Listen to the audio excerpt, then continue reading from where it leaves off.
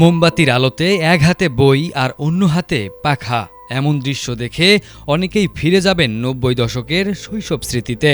বিদ্যুৎ না থাকায় তখনকার সময়ে শিক্ষার্থীরা ল্যাম্প, হেরিকেন কিংবা মোমবাতি জ্বালিয়ে পড়াশোনা করতেন। তবে অতিরিক্ত বিদ্যুৎ বিভ্রাটের কারণে ২০২৬ সালের এসএসসি পরীক্ষার্থীদের এভাবেই পড়তে দেখা যাচ্ছে। স্বপ্ন যখন বড়, তখন বাধা হয়ে দাঁড়িয়েছে লোডশেডিং। তীব্র গরম আর অন্ধকারের সাথে যুদ্ধ করেই এখন চলছে জিপিএ 5 পাওয়ার লড়াই। কুষ্টিয়ার বিভিন্ন এলাকায়, বিশেষ করে গ্রামগুলোতে দিনের ১২ ঘন্টারও বেশি সময় বিদ্যুৎ থাকছে না।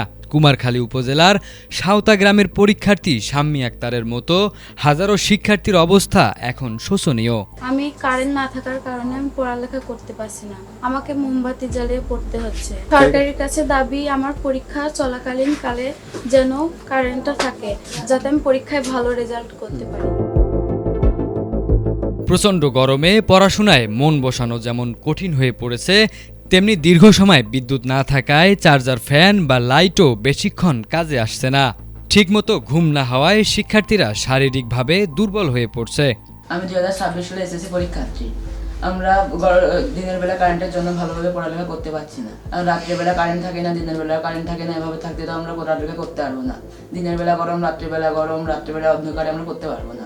সরকারের কাছে আমাদের একটাই আবেদন, আমরা যতদিন পরীক্ষা দিচ্ছি এতদিন যেন আমাদের এলাকায় বা সব জায়গায় কারেন্টটা ভালোভাবে দেয়, যাতে আমরা ভালোভাবে পড়ালেখা করতে পারি।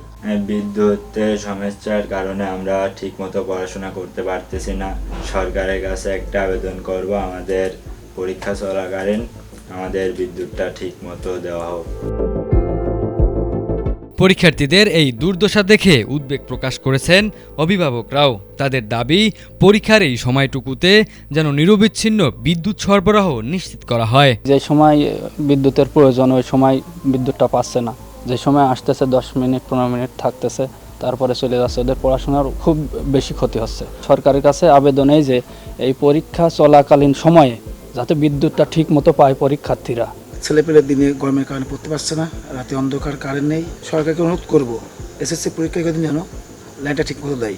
প্রায় 24 ঘন্টার মধ্যে 10-12 ঘন্টায় বা 14 ঘন্টা কারেন্ট থাকে না। আমরা ছেলে মেয়ের উপরে প্রেশারও দিতে পারছি না, তীব্র গরমের কারণে ঘরে থাকতে পারে না, অসুস্থ হয়ে যাচ্ছে গরমে প্রচণ্ড।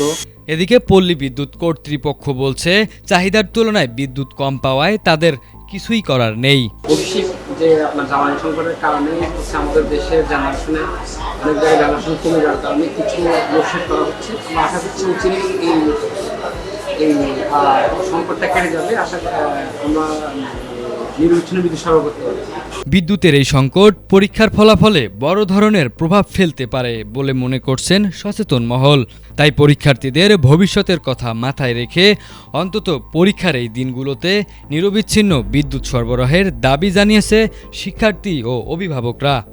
তারা চান পড়ার টেবিল থেকে অন্ধকার দূর হোক, সুন্দরভাবে শেষ হোক তাদের পরীক্ষা। সাইফুল্লাহ আল হেলাল, এটিএন বাংলা।